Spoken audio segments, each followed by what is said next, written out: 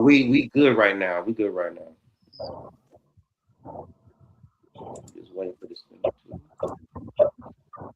Hello, everybody. I am the host and moderator of this show. Welcome to season 6, episode 14. I'm going to let my panelists introduce themselves.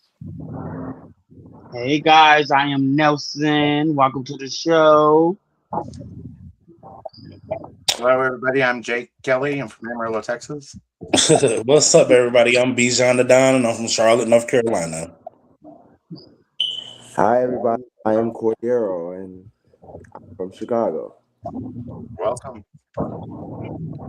Okay, gentlemen. Now that we've got all the introductions out, our blessed brother Cordero have blessed us with some clips. So we're going to start with this first one.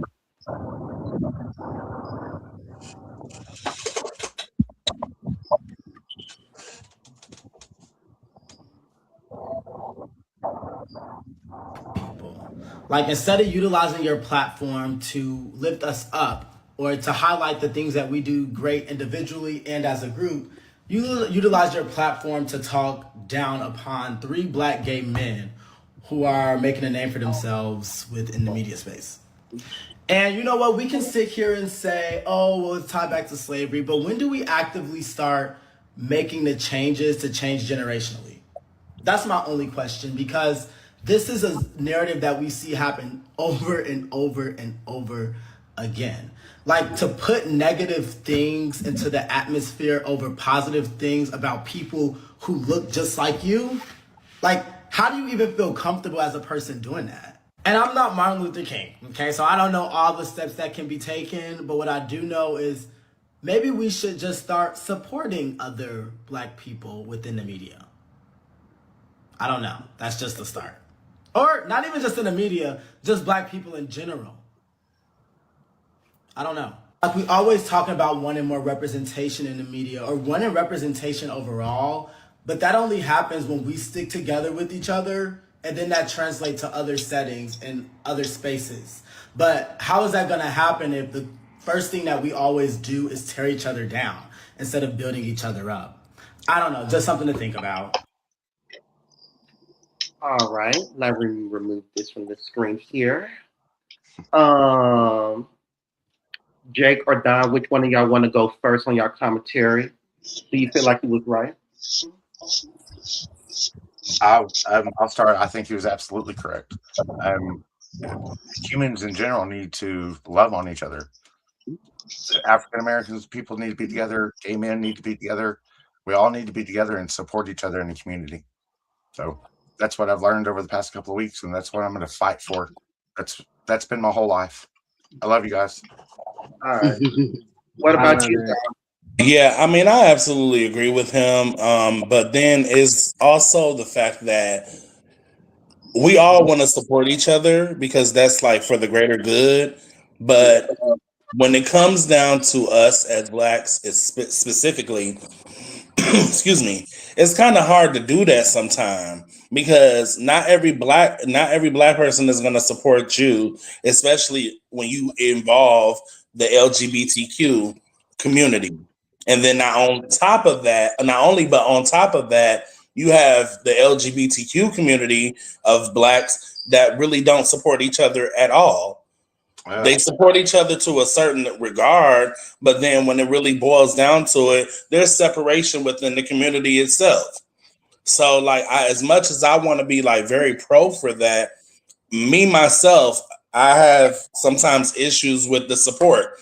You have a food truck or you have a restaurant that is, headlining very high-end food, but they're charging an arm and a leg for it.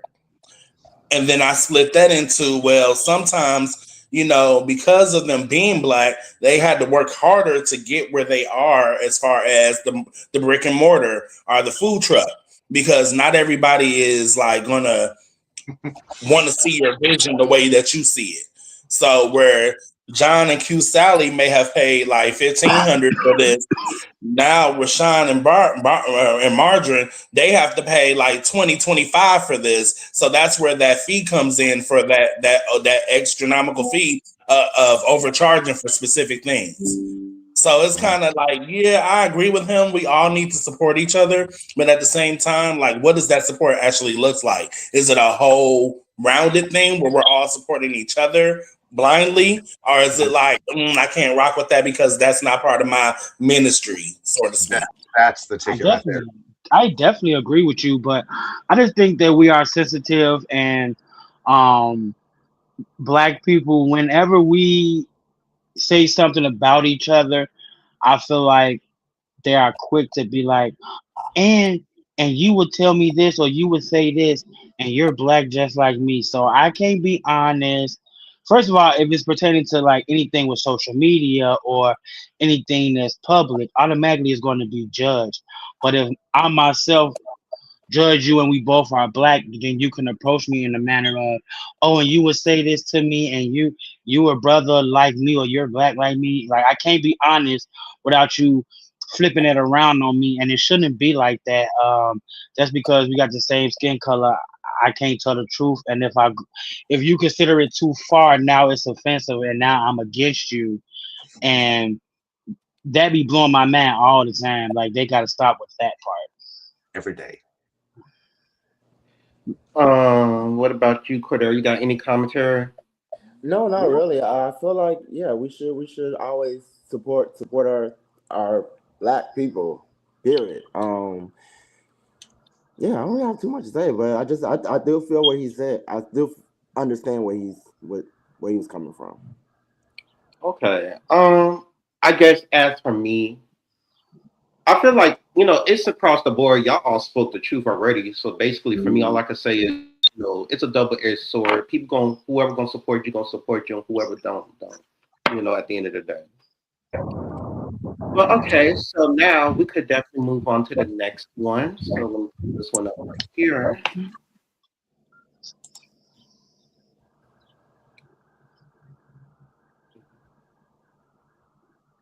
I'm sorry. I don't care what anyone says.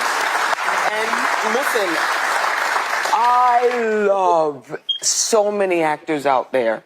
But there is something about seeing someone who looks like you that makes it more tangible. You can see it, you can touch it, and it gives you the possibility to look through your imagination and, you know what, redefine yourself. Yeah. Because I needed to redefine myself at 128 Washington Street. And the imagination is this infinite playing field where you can be reborn. You got to see a way out. Someone has to provide a portal. And she absolutely right. I start this one off personally. I feel like just growing up in general, it's always good to see a representation or somebody like you because I believe it gives you somewhat of a confidence that if they could do it, I can do it. You know what I'm saying? Somebody always got to take the first step to open the door for everyone else to come before you or after you. Definitely, definitely. But I feel like we kind of already, um, I grew up amongst my people, so I automatically fit in. So it is a comfortability to have your people around to see someone like you, because that's who you will definitely probably gravitate to. I definitely personally like going in a room of a different race of people and showing my worth. And I love being at work when it's like higher ups and they might all be like white guys. I remember one job I had, all white guys that own the restaurant Sonic. And I walked right up in there with all of them. Hey, I want to be one of you guys' managers. And they was like, oh yeah, do this, this, this. And I did. And I got the position. So I like being amongst my peers. I grew up amongst my peers. I like to show out for the next person, like the next. Yeah, let me show you what I was taught from my people, my father, my peoples and stuff. I'm just going to speak. You don't have to work so hard. We see you. We see you. You don't have to. You know, You don't have to prove yourself. You work for okay. you. You work for you. We see you as you are. I love you. Hello. Right. I agree. I agree. You don't have to work so hard. Look, we're on a platform now with well now that we have another one, someone else that's not African American, but we mostly had African American cast on here. So basically what I did, if you know me, you know me, I'm kind of like a talk show type of person. So I created a space for that we could share our thoughts on. So yeah. Wait, you said that there's someone that's not African American up here? Dude, Where? I do thought that. I thought Jake was I'm light like, skinned. I thought that was Oh, what I'm saying. no, Like, I guess I am kind of white. Oh, I thought he was can light skinned. No, can I but be the s'more? Can I I be the definitely s'more? agree. Right. I definitely agree with y'all. I mean, for me personally, growing up in the 90s, Kenan Thompson was that representation for me. He was African, he was a bigger guy, and he kind of set the trend. And like, I'm an actor, so I don't see that representation where you have the big boy lead or the big boy love interest or, you know what I'm saying, the co-star. We're always used as comic relief or, you know, that best friend or, you like a know, the person that's, yeah. yeah, you The know, big teddy bear. um, Big teddy bear. and besides like Keenan, there was some other representations of bigger guys in Hollywood, but they were always used as comic relief. They were never the serious one. So when you see like Good Burger and you see Keenan being that lead where he's getting the girl, he's doing all that, it's like, okay, this is possible. And that's, you know, that's why I do what I do for the big boys. I do it for everybody. I'm inclusive with everybody, but I can only speak for the walk. You get what I'm saying? Get I can down with only the big speak boys. for the walk that I have in life.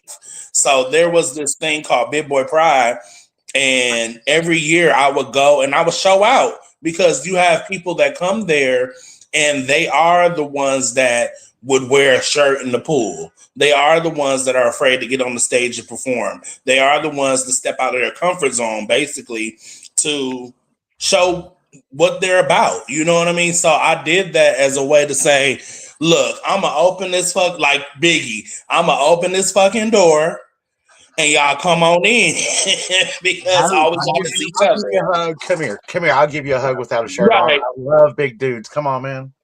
Yeah, I mean, it's absolutely right. Yeah, You know, I feel yeah, like you put somebody that. always got to be the first to do it so everybody else can, you know. It's that really simple. All right, then. Oh, yeah, you already gave your commentary. All right, then we could go on to the next topic. Hold on, I'm kind of jealous because Cordero, Jake, and Aaron, y'all all have full screens. And me and Nelson over here with the 6x9. Like, how y'all get that? That's because y'all on y'all phone. Y'all went in with y'all phone. I think we all on like Look, I Okay, like y'all- I like my 6x9. It made me look small. Ooh, Just- and that's how you clear a bitch. Turn it sideways. You're okay. All right, I'm on then. the computer. So I'll pull this one up. And we're doing good. Oh, we're doing good. Okay.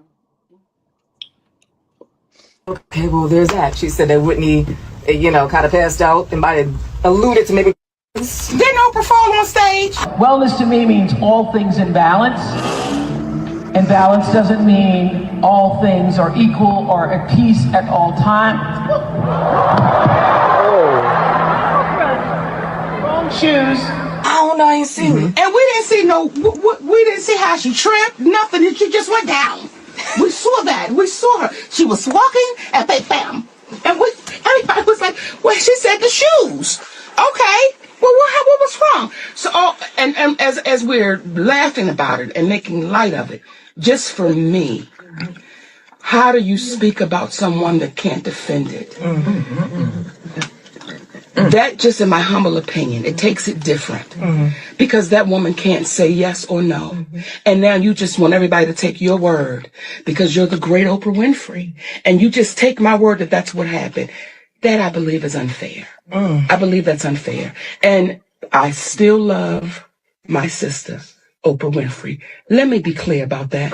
People think... Right. Okay. Well, all I know is first thing is, have everybody do everybody know exactly what she's coming from, what she's talking about? Yeah, Yeah, yeah. yeah, Okay. I, All I, Okay. yeah. So I now think you know. I I think just wanted to Monique a make sure. hater. Oh yeah, because we do have to live with that context. Right, right, right. Yeah. I Uh, think Monique's a hater. Sorry.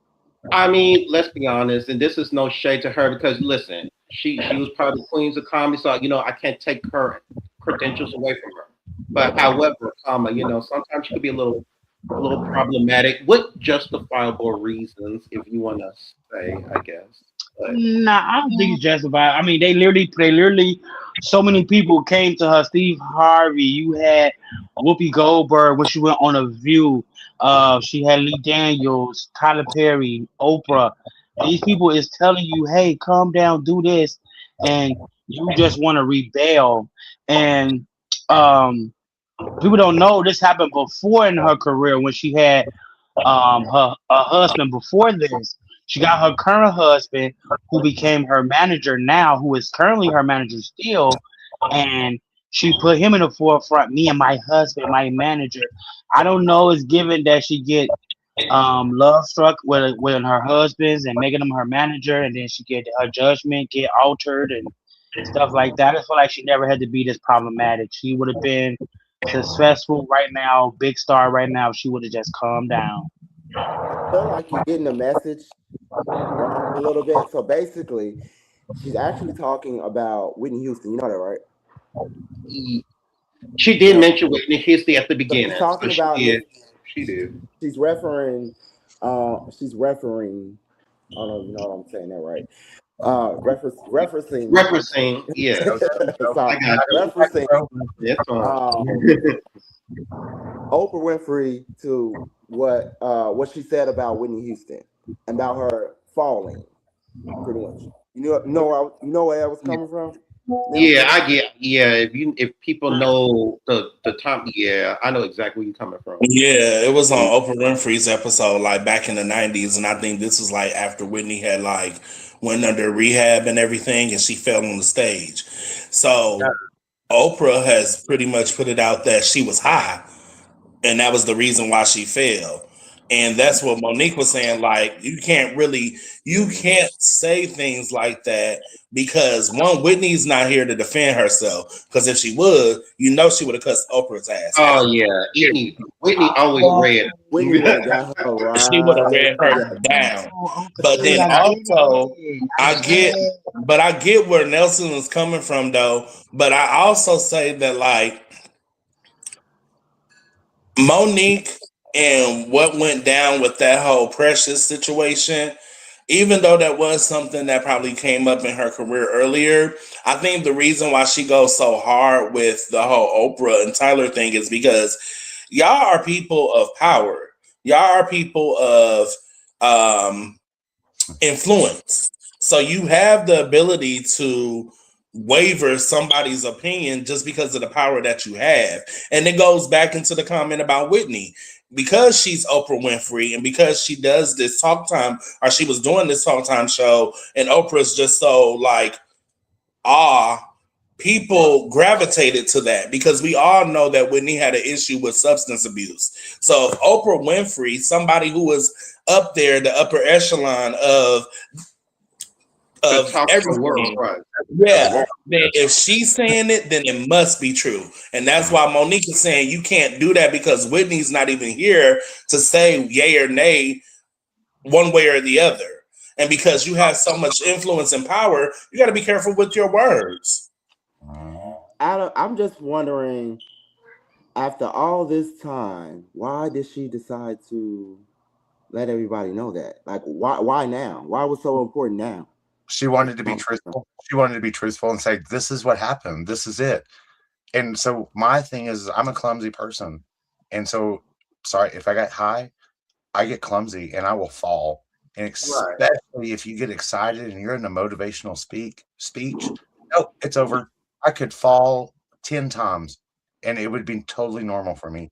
So it could have been the thing that you might have just had a little bit of something and she just fell and then she just finally said, "Look, this is I'm trying to be truthful because Right.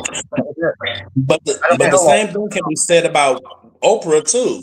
Yeah, Somebody can say Oprah hit a bump or she took a drink or something and she was off her rocker and that's why she fell. exactly. That's But it. I it's mean, a way to use ammunition as well, though, because it's like, Right. oh, I got ammunition to respond back to what Oprah said about Whitney, who know how long ago. Right. Just to validate Monique and her feelings in the whole situation as well, though. that got messy. I mean, it was kind of like it was truth. You can't. I feel like, especially when a person passed away, I feel like if a person not here to speak for themselves, then it's like just leave it alone. So to me, I'm kind of like on the fence a bit because it's like, was it kind of shady? Rightfully so, especially if somebody wasn't here, right? But then when I look at the clip, I'm like, I don't know, did this recently like kind of happen? Because it's like I feel like when Monique, in my honest opinion, I feel like once she sees either Tyler Perry or Oprah Winfrey, and we're not even gonna talk about Lee Daniel because that girl's gone. But with that being said, when one of them have a downfall, she gonna find a way to kind of scoop in some truth and throw a little shade. Yes. She talk about I still love my sister, but it's like she lived rent free in your head. No shade. But I also think too, the reporter, whoever his radio show that was, shame on them. Because that's looking at the bigger picture. You get what I'm saying? Right. You can ask this lady any question about anything, but because it's tied to Oprah, her discrepancy with Oprah. Now you want to ask her a question. So now it looks like, she going in on Oprah. No, girl, you could have asked the whole totally different question and left that whole topic out of the interview. But you knew what kind of response you were going to get and how it was going to be perceived out there in the radio station. And you knew that people were going to be checking for it. Because I don't know. Whitney Houston, we're not even going to go there. We're not even going to go there because I love me some Whitney. Yes. But when you are very strategic and you have a platform, you're able to use that platform strategically to get the responses that you want. That's going to get traction to your podcast or your show or your radio station. And I think that's what she did to Monique. Okay, then. All right. Well, next we got this next topic here, and I think this one's very relatable. Let me know. Lonnie, why you don't never come to my shit? I said, bitch, I don't like the company that you keep. That bitch said, well, Lonnie, what that got to do with me? I said, nothing. That's why I deal with you when you not around them bitches. She said, Lonnie, but we don't hang out. I said, bitch, we text.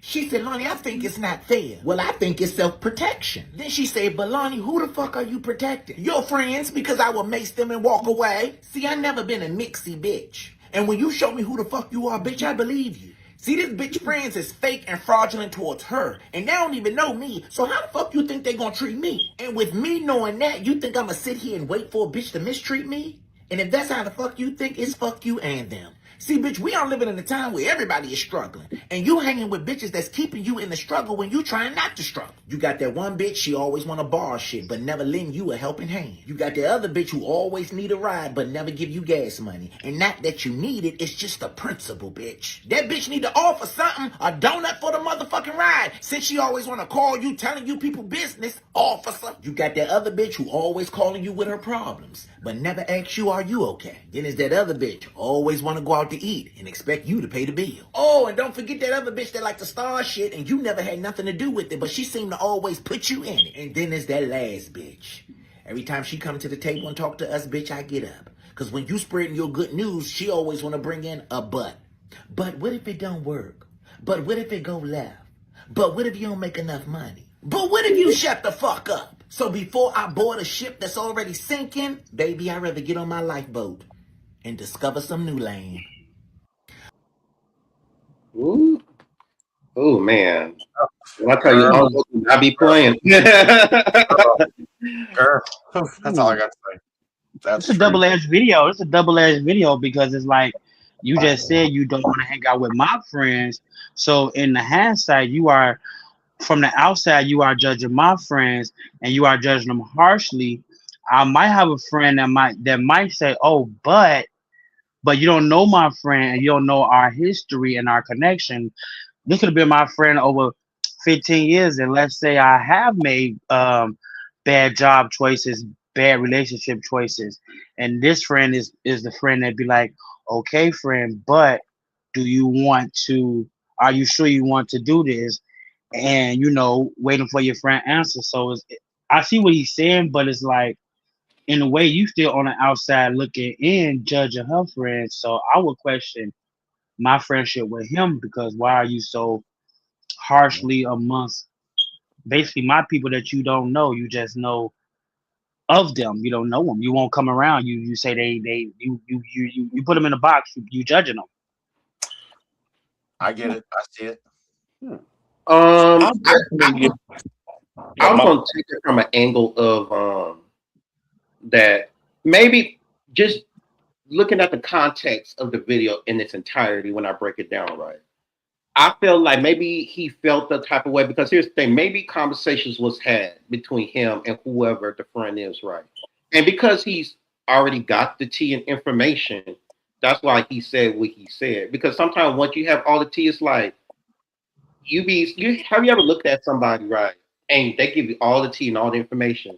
And then you be like in your head, like, I don't know how you mess with these people. Like, how you be friends with these people? Like, I don't know. My tolerance level would be zero. So, like they say, you better than me, type shit. So I just take it from that angle of, maybe because of the information that he has and all that tea, that's why he saying what he's saying, just looking at the context of the video of itself, I'm assuming.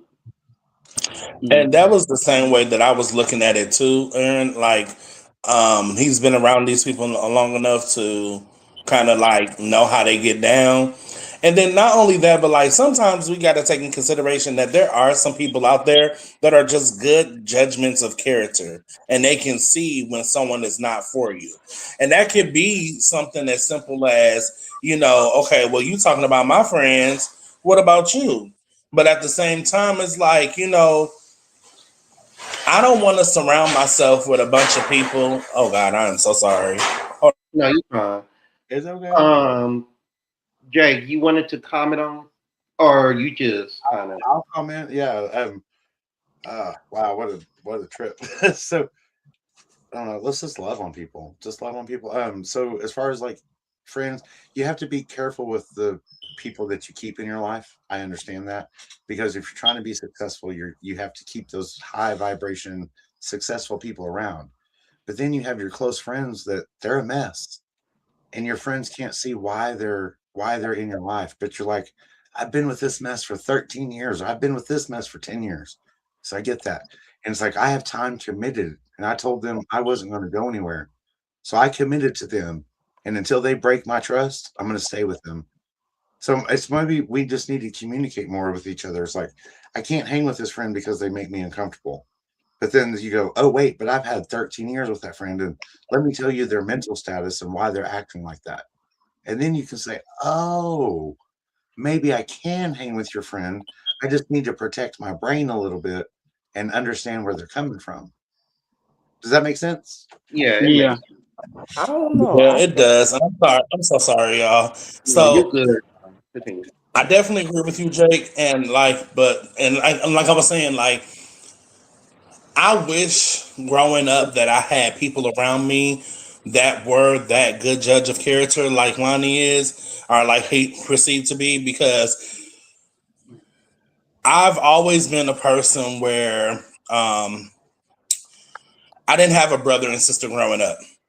I did, but that's a whole nother story, for another time. But That's a I whole didn't other have podcast. no immediate brother and sister growing up. So I never had people around me around my age that would be like, you got to watch them, or like they're not moving right. And I've always accepted people wholeheartedly, and I wind up either getting pissed on or burnt. You know what I'm saying? So, because I get like, when I was, especially when I was younger, like teens, early 20s, people, they just had an open door with me. But then what I realize is if you're always getting burnt, or if you're always the person that's caring more about those friends than they care about you, then something's got to change. Oh yeah. That person that always says but can sometimes be they can sometimes do more harm than they can help you in that but. Because are they stopping your dreams? Are they stopping your goals? Are they stopping your vision? Sometimes we do want a little bit more realistic insight from our friends, but sometimes that is a detriment to us because it prevents us from being able to go out on faith and do what it is that makes us happy. Right. Can I have just a little bit of confidence for my friend? I don't need tough love right now, just a little confidence. Just a little confidence. I'll let you know when I need tough love, but not today. And sometimes it's not even about like your opinion. Sometimes I just need somebody to bounce ideas off or vent. You know what I mean? Like I would look crazy. I would look kind of sideways at a person that every time I come to you with something, you always have something, whether it be positive or negative. Or sometimes I just need you to just sit with me, shut up, just let me get this idea out, But or just let me vent. That's me and my friend. Who are you to come in and tell me your friend always say but? This butt friend also could have saved my butt. This butt friend could have came through, helped me pay my rent, helped me pay my car note. But again, you are coming in from the outside and you saying this friend always saying this, and I don't know why you like her, but you don't know what me and this person have been through. Exactly. Why we just can't keep it simple and kind of like man your business type of thing, like keep your opinion to yourself type of thing. That's what I would do. Let's just all, let's I just do all it every day of my life now. Like I feel like when I have people that I don't want to be around, I just don't be around them. Right. And it's that simple. I Right. don't tell. I may not tell my friend why I don't want to be around that friend. I just choose not to be around them. And sometimes, so That's it. it depends on the type of person you are. Sometimes people like me just need that extra validation going, hey, are we cool if I still hang out with this person? This is the reason why. And just like a quick conversation and then we're cool. Oh no, I can't do that because you can't tell me who to hang out with, and I'm not finna confirm it to you. I'm sorry. And you That's know, why. go ahead. And to piggyback off Jake, you know, I'll say this. You know, I agree with you to a certain extent because even for me, sometimes I do love to know the politics of okay, like, are you cool with this person? Or are you not cool with this person? Like, how we gonna move? You know what I'm saying? Either way, I'm gonna be an individual at the end of the day. Like, but I'm just gonna tell you out of respect, depending on the closeness of our friendship. You know what I'm saying? And it goes back to why do you feel you need to? Why do you have to? No, here's the thing though. Like, I don't like those friends. I'm choosing not to hang around and just leave it as that. Why That's it. Right, but here's the thing. And this is not for everybody. This is just hypothetical, right? Some people feel like, you know, however, comma, you know, they rather have the reinsurance. Like, listen, if you feel like a person's a snake, or if I'm not seeing something and you see it, then just be honest with me and tell me. You know what I'm saying? Sometimes there's nothing like having a second point of eye to let you know, like, hey, this person is no good for you. You know what I'm saying? So sometimes asking that question, I'm gonna ask you, hey, do you see something that I don't see? If you do, then just let me know. Because sometimes we all could be blind to certain spots. I don't need your validation. Oh no, not the validation. No, I'm just saying, I would need your validation. Are you a Sagittarius? Are you a Sagittarius? Who, me? Yes. No, I'm an Aquarius. Okay, I'm gonna have to learn. I'm gonna have to learn about your zodiac sign, sir, because there's something. Right. Yeah, you think differently, and I like that. It's good. It's good. No, you ain't finna tell me. And then you did not. Then in the video he said, "Oh, I never see you, friend. We always texting." He be like, "That's because you around those friends that's messy." So you just answered your own question. I'm around the people that you talking about, so I'm gonna stay around the people that you are talking about because they are actually my friends and actually showing up for me while you're texting me talking about them. And they're the ones paying my car note for me, and they're the ones letting me borrow money to get gas to get home from Phoenix, Arizona. I get it. Right. So at the end, at the end of the day, I just feel like, listen, if you're gonna be around, you be around. If you don't, and you don't, it's just that simple. Honest communication If you're not down, No, y'all home. All right, Jake, I then. feel like that hit home for you a little bit. I heard that. what was that? Oh, he did say that. He did say that. I did keep that at the end. He was kind of being honestly shady a little bit, but it's neither here or there. All right, we're gonna move on to the next clip. So this one's kind of a little heavy. But, okay.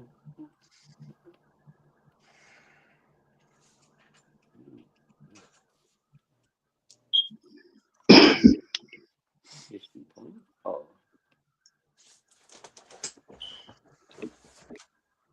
Taking a lot of vacation days. What you got going on?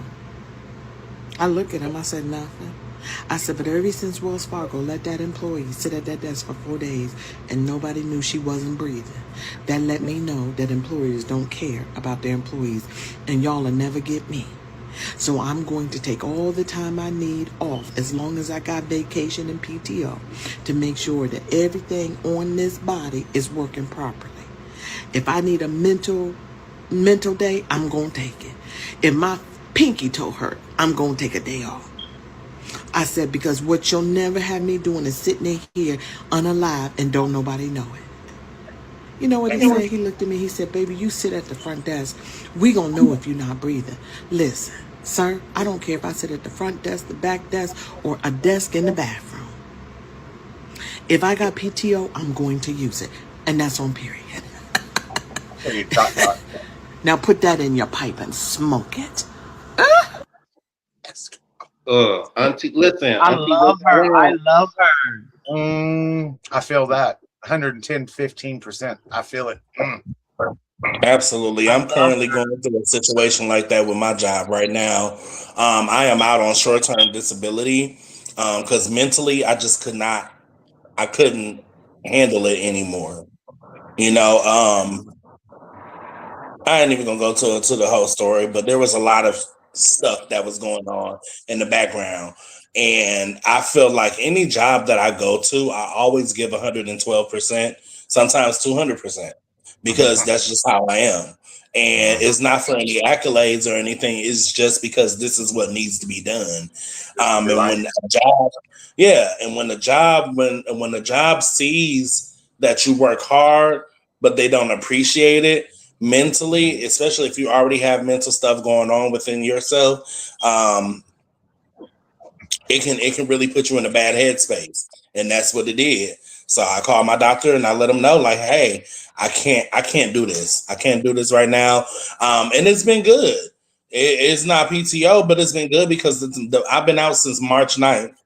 And it's given me an opportunity to really self-evaluate myself and just looking and check out some things that need to be handled with me. So I'm doing physical therapy for the body. I'm doing mental therapy for the mind.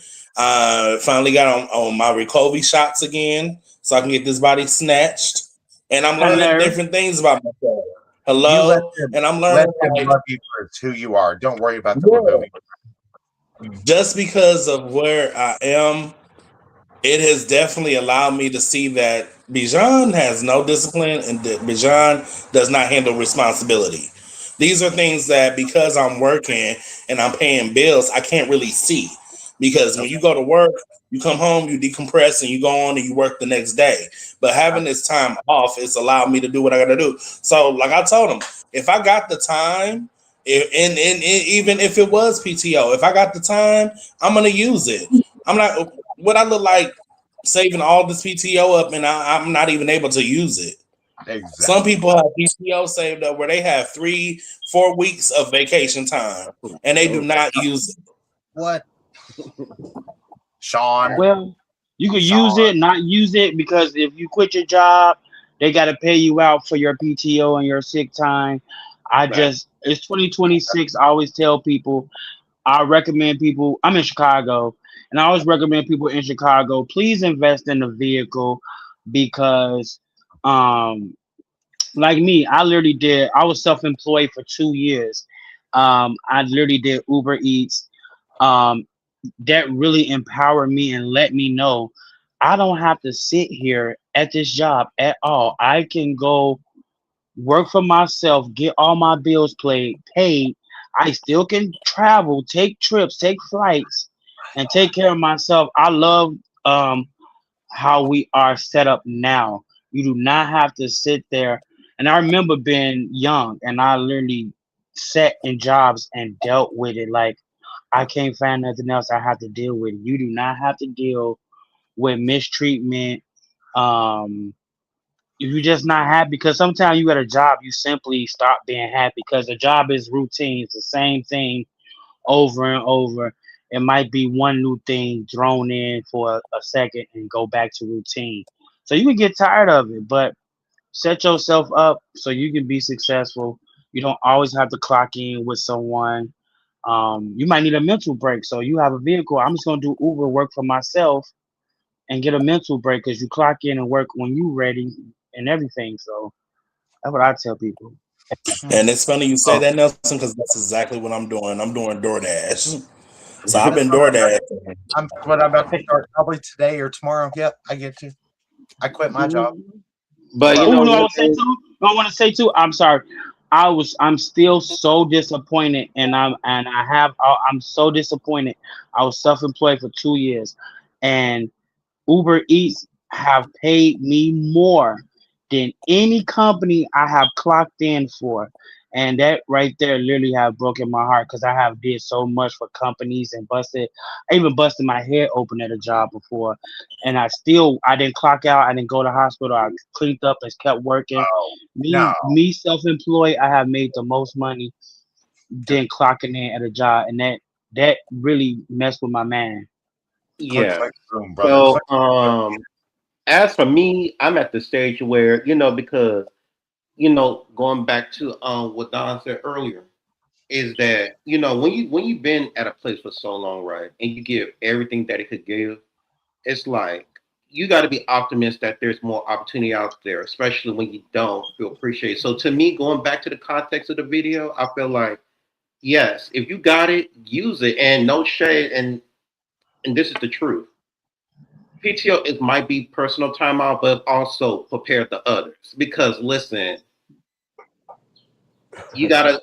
That's the issue. Sometimes certain jobs, y'all gotta learn how to prep your other people when other people not around. Because at the end of the day, when your senior people want to take their PTO and y'all short staff and stuff, listen, that has nothing to do with me, honey. I'm gone. You better prepare the others. You better schedule some people in, honey, because that has nothing to do with me. I That, wrote it down on the calendar. Now I will be off work these days. Do not call me. Do not. yes. Sean, you already know. I know you're watching. Sean, you already know. Right. So that's Huh. to me, that's what it is. I That's, kind of want to go back to the video.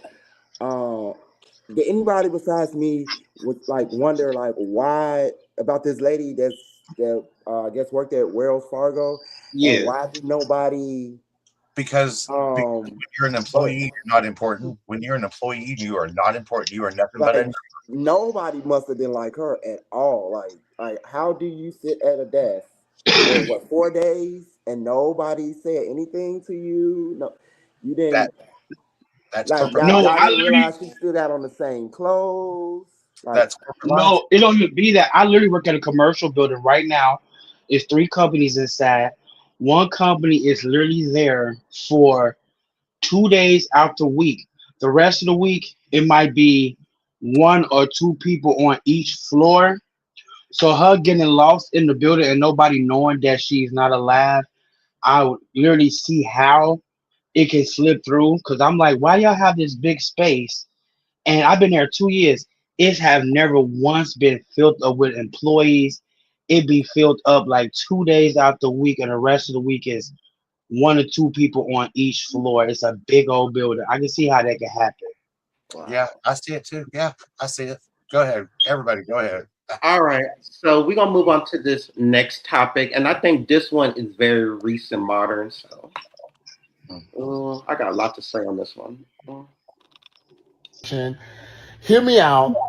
I am just concerned. I don't know the ins and outs of Jesse's relationship. He cut the engagement off, I think, less than 2 months ago. I don't even know if it has been 2 months ago. And now he's popped up in a relationship with someone else. And to me, it is just a trend I have noticed in the black community, where black gay community, where there will be guys that are in serious relationships for 3, 4 years. They're engaged, and they'll break it off, and literally the next week or the next month they got a new man, and like the new man is like they're white on rice, and I'm like. And I know that I do not know the ins and out of Jesse's situation. People are at the end of relationships and they don't want to end the relationship, so they may be seeing other people, or, there are open relationships and things of that nature. But for me, an engagement, like that is to me a once in a lifetime, hopefully for me, situation. And I would want to guard that like with everything, and to just break that off, and then almost 2 months later, I'm with a whole new man. Like, I don't know. Like, my thing is I just picked wrong because I had to break off the engagement. So what did I work on myself to cultivate my discernment skills for the next time? You know what I'm saying? When were you able to sit with yourself and not only be selfish and think about what they did to you, but what you did to them, and unpack that and see if you're ready to approach a new relationship, because you don't want to squander it again. Like, I don't know. I just want to know, are we having these conversations? Because there are people I know where every other month I'm meeting a new person. And you constantly going in different relationships, constantly in relationships, you got to consider the people around you. Like, you got men meeting your new friends every other month. Like, that shit is exhausting. And they talking about you behind your back. I know they are. They're talking about you behind your back if you that person. But I understand a lot of us have been there. I have not. I not relationship wise. I've only been in 2 relationships, and I understand some people may not think it's a big deal, but I just think it's something we should unpack as gay men. Ooh, Oh, Everybody, well. ooh, baby. go ahead and start. That literally happened to me, baby. That happened to me. My relationship. I was engaged and everything. I don't think it's like a Pacific Black thing. But I was so upset about it. So when me and my partner broke up, I was engaged. Um, he literally had a whole situation. I'm talking about ready to go, posted on Facebook. Oh, I can't wait till y'all see what I got. Oh my God, is this, is that. But I was upset, but I had to sit back and unpack the it's very much true. The same way you get a person, if you watch who you get with, you kind of lose them the same way. So when we got together, he had a partner and he let that partner go while we was dealing with each other. So he broke up with his ex and got with me. So when we was done, he had someone lined up ready to go. And I was so upset by that. But once I said it, thought about it, that's literally some people' character. Some people cannot be alone. Some people have to be in a relationship. And so they would do that. They would do that. Some people cannot be alone. And you will constantly see them drop one, go right to the next one, drop one, go right to the next one. And judge it if you want, it's just what it is. Yeah. I mean, I feel like it only becomes a little problem. How can I say this? In my honest opinion, just in the context of the video, right? I'm just gonna start with the context of the video. I feel like in reality, it was kind of little distasteful in my honest opinion. And I think he got engaged, yeah, like he said, 2 months ago or something, and then they call it off, which is fine. But I think sometimes people need to take time to heal, to move on. Let's be honest. First of all, Jesse knew he was gonna get ate up just for that. Let's be honest, no shade, because of the fact that one, you already been in problematic scandals and all these. So let's start there. And then two, it's like Now, I believe maybe allegedly that his engaged partner was I don't know, was he black or white? That's neither here or there. I forgot. But all I do know is that when that kind of came out and when they got spotted together, everybody was eating it up, and it was just so much shade about it. I don't But know. at the end of the Everybody's day, talking about Jesse, but if I'm not mistaken, wasn't Karamo also engaged, or am I wrong? I he think he was. had a man. I I think thought he had a so. man. Yeah, he did have a man. He There's did. always what 14 sides So to the story. they both did wrong though. Hmm. But But they're only talking about one side, which is Jesse Smollett for some reason, but they're not talking about what Karamo did. What the other man Because did. Jesse Smollett is a bigger name than him. So you're gonna get all the blame, and we're gonna put all the story is gonna be headlining off of you, sir. That is messy, crazy. just messy. But at the same time, no shade. I feel like I mean, listen, I'm here for black representation, like we said earlier during the podcast. Some representation is good to see, but I think the way they kind of went about it was kind of a little bit, a little tasteless. So it's like I want to be here for it, I really do, but at the context core of the whole situation, it was kind of a messy foundation start. If you get what I'm saying, it was a little messy. Yeah. But if you think about it, you can, and I'm telling you, I was mad. But at the end of the day, we can't tell a person how to heal because you think like, oh, when you have a breakup, you was married or you was engaged. Oh, you would think like this person is going to sit down and heal.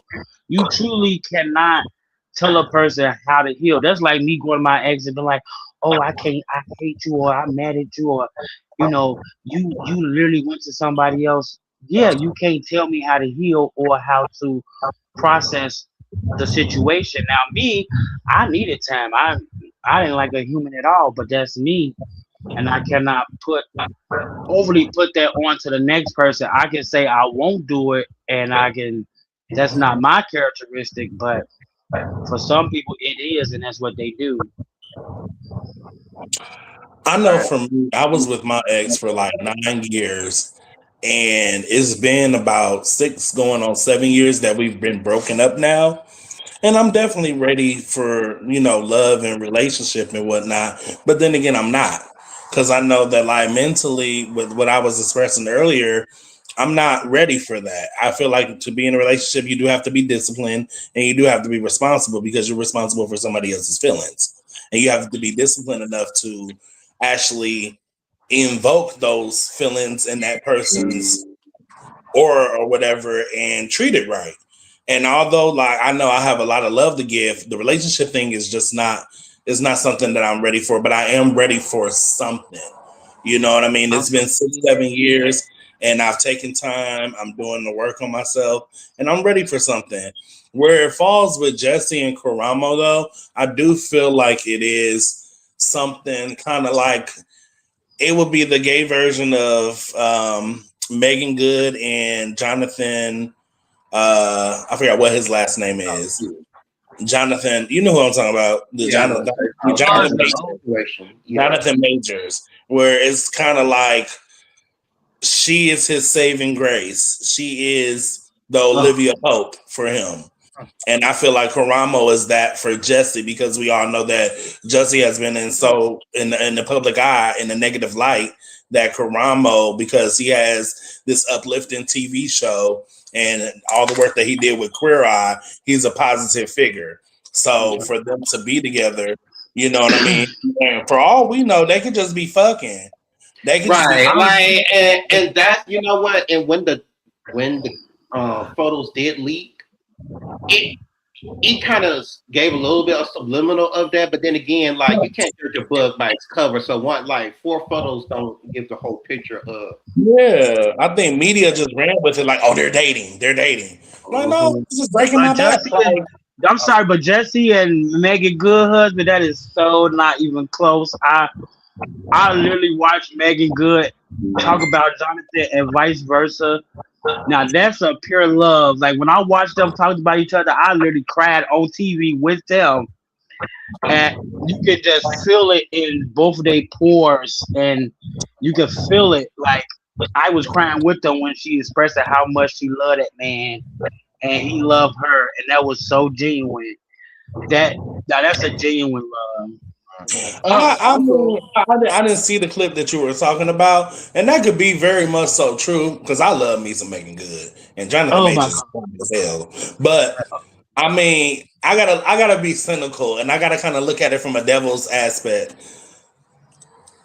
If you had a publicist or a manager or an assistant that writes really well, they could write something up for you and you can go on TV and definitely sell it because you're an actress. You're an actor. Hello. You get what I'm saying? But you do make a really, really good point because if they were on TV, like really just shedding it and letting it all out, then yeah. But we all know when we first saw him together, especially after that thing that went down with that woman, at least for me, it was just like, Megan Good of all people. She just came from having a pastor husband, so you know God's in her, and she's the saving grace. She's the saving grace. They look Well, good. They look good as fuck together. I'm not even gonna hold you. but at the end of the day, I feel like, well, only time would tell. But I feel like Mhm. maybe this is what Jesse actually needs right now because, like I said, it's been too many scandals and situations going on, Yeah. and it's just that time. But however, I do have two comments I do want to highlight on this topic because this individual here at King says he believes that the relationship is not real, and then he also followed up with saying good media training and editing can make anything seem real, which is go back to my point that when the pictures was leaked, it did give a thing. But then again, when you see a photo of people like hugging, they could be hugging like either romantically or like friend or like, oh, this my good girl.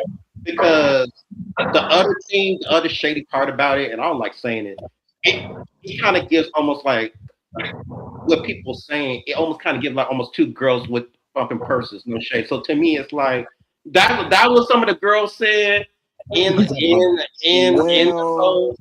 What? I I hate would to say drop that the personally. bombshell. That's not me. Yes, bumping pocketbook. I hate to drop the bombshell, but I actually did some research on it because I wanted to find out was this true or not. Yeah. So Jesse and Karama actually are dating. It's very Oh, it's true. oh, drop the T, drop the T. He said it What? himself on a podcast that I just watched. Also, And So, And you he's know what? I still did see lying. a little clip of that, but see, this gonna be some contradictory type shit, especially with our folks, because they be like, we want the representation, but then when we get the representation and it don't look a certain way, and then here comes the shade and the reads. Listen, I already know this gonna be a messy ass. You already know what it's gonna give. all right. Because So, can I that's have how. can I have a moment on this one? All right. So, I just came out of a 22 and a half year marriage, and now that I have friends, possibly be in a relationship down the line. People are freaking out on me. Right, They're like, "What are you doing? Why are you having friends? Why so soon?" Blah blah. I've been grieving my marriage for years. I'm finally ready to move on. I've done the self work that I need to do, and I need a friend. Can I not just have a friend? right, No matter what it might be. Yeah, he might give me a hug or something, but can I not have a friend? right. Can I have a friend that might give me a kiss every now and then? What's wrong with that? In the words of Well, Victoria Monet, you want a friend you can keep. and it goes back to the point that at the beginning, what the dude was giving his commentary in the video, and the truth of the matter is, we can't judge. We never know what happened in that engagement. So I feel like when a person calls it off, obviously it must be a good reason for the engagement to be called off. So listen, I'm here for. I mean, it's good representation. He getting something benefit out of the situation, and hopefully it will bring some positivity to his career because, oh Lord, I know he needs it. We all need positivity in our careers and our life and health and wealth and money, right? Come on. Okay Let's then. have some money together, guys. Okay then. So we're gonna get into this next final clip because we're getting close to time. So here we go. And you have value to Most people have friends that have no intrinsic value. You got the friends that you could go drink with. You got the friends that you could smoke with. You got the friends that you could get turned up with. You got the friends that you could travel with. And then you got the friends that you could talk to. And hopefully you aren't putting them all in the same bin. Hopefully. Most people are friends with people because of proximity. Not because they powerfully chose that person. You're the closest person to me. I see you every day. I go to work every day. And now because I see you every day, I let my guard down. When I let my guard down, I start telling you stuff that you really have no business knowing. And now I tell you my deepest, darkest secrets. I go in the office the next day. Susan at the office has told all of my secrets. Why? Because I put Susan in a position that she wasn't qualified for. You were never best friend. You were just that person that I saw all the time. At best, you were the person that I could have sometimes gone for dinners or brunches with. But what do? We allow proximity to have power over us instead of us having power over our proximity. Okay, I might see you every day, but birds of a feather flock together. Baby, you are not my kind of bird. Not that I'm better or that I'm worse. We are not the same. If you're over here gossiping about everybody in the office, but we don't learn the lesson by learning. I sat there and watched you talk about her to me. And here I am telling you my secrets. I'll be damned. And if that happens to you, it's on you because they already revealed who they are. Bingo. That was definitely a life lesson that I had to learn over and over and over again before it stuck. Because primarily, majority of my jobs are call center. Majority of my jobs are call center. And with the call center, you got like 200, 300 people that work there. You probably switch teams. If you have that type of call center where like you have to switch managers every so often, or you have to do like I forgot what it was called, but a bid for your schedule. And with that being said, like I've come to a lot of different conclusions on people in the call center when I have divulged, secret things to, or they've divulged things to me. And you notice that when it comes to you, you're keeping the bodies hidden, but when it comes to you, some things are getting through the mix. And it's like, well, I'm only talking to a certain amount of people about this. How do you know this? And I'm not even gonna lie, like when I was younger and I worked at McDonald's, I was the person that was spreading people's business, but it wasn't to be malicious. Yeah, it wasn't to be malicious though. It was really honestly and truthfully a situation where if I overhear somebody talking and I know I have a friend that went through that, or someone's gone through that or experienced that, then it would be like me giving that advice by way of that person. And that's spilling their tea. You know what I'm saying? And not thinking like you're spilling tea. You're thinking like I'm saving the day because you have an issue and I've come to give you a solution. But then like as I got older, like I said in the call center, I had to learn that. But the thing that she really said to me that stuck out was the fact that she was saying that about the different friend spaces, because that clip and then the other clip that was in the packet that you sent us, they kind of like go hand in hand with each other because yeah, you do have different friends that you do different things for. But me personally, I feel like if they're truly your friend, and they actually have a value for you, they're gonna fit into one specific category where you can smoke with, you can chill with, you can cry on their shoulder, you can go get something to eat with. They check all of those boxes. And anyone who doesn't, like the other video, they're just an acquaintance. I think it's hard for us sometimes to say acquaintance versus friend because it's just so easier, it's so simple to say friend, but you really don't have the rigmarole or the wherewithal to know that's actually an acquaintance. That's not your friend. They don't get to go to the temple of you. They just are outside chilling. But they don't. Yeah, but yeah, I mean that's what I got when I had saw that video, and then the other video that you sent, and I was like, they kind of balance each other out. Okay. Well, it's more so of learning who your friends are. Be smart about it. A friend is someone that comes to you and speak to you and say, "How are you doing?" Not, girl, what you done got into last night? You know what I'm saying? That's nice and all, but a friend is someone who actually check on you and say certain words. How are you? How you been? What's going on with you? You know what I'm saying? Not, girl, who you talking to today? Oh, you still talking to John over there? Like, that's not a friend. A person is someone that actually values and acts about you, pay attention to those things. A person that asks you about you, just say, "How are you? How you been? What's going on?" If they know about your family, how your mom, stuff like that. Pay attention to that. And if you pay attention, you will know how much information to give out, how much to conversate with that person about. Don't mean a person is not your associate or you can't have a good time with them, but everybody have a certain level in your life and keep it there. Don't go beyond that point. We go beyond that point, and that's when bad stuff start happening. I'm gonna highlight this one comment by King again. Oh, he up on fire in these comments.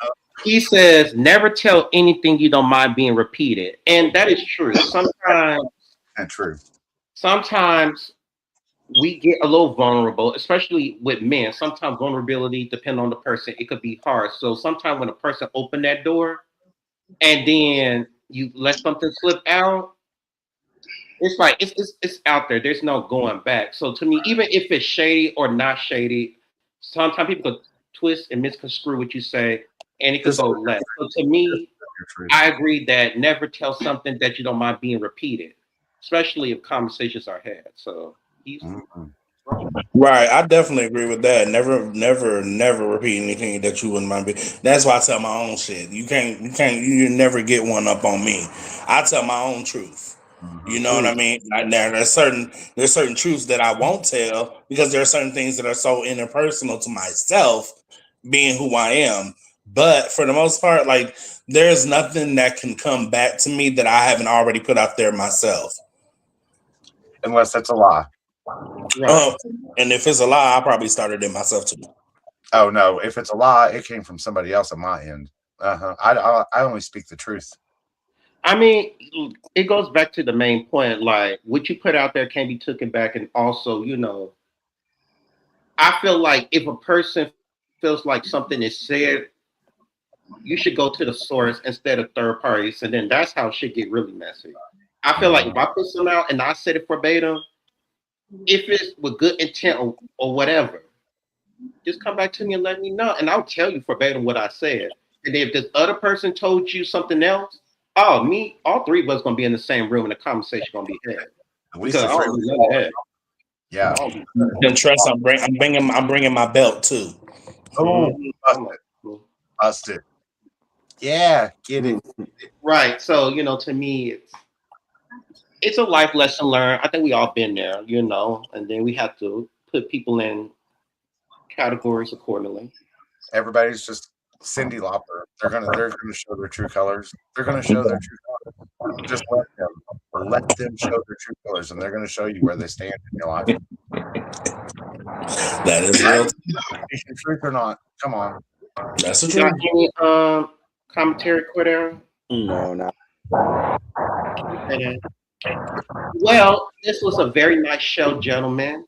Thank you for blessing this panel. I hope everybody has a very blessed Sunday. Make sure you follow everybody's social media. Is there anything you want to announce, Cordero, or you just kind of do? So today is actually will be my last show. So, no. Why? I'll still be coming around and doing some appearances here and there, but yeah. I just got to know you and now you're leaving. Are you kidding me? Unfortunately. But I've been doing this for a very long time, so yeah. I'm handing it over to Aaron now. It was definitely nice to meet you. Nice meeting you as well. Nice meeting you too. Please keep in touch. Absolutely, I will. That's it. That's all I have. Yes.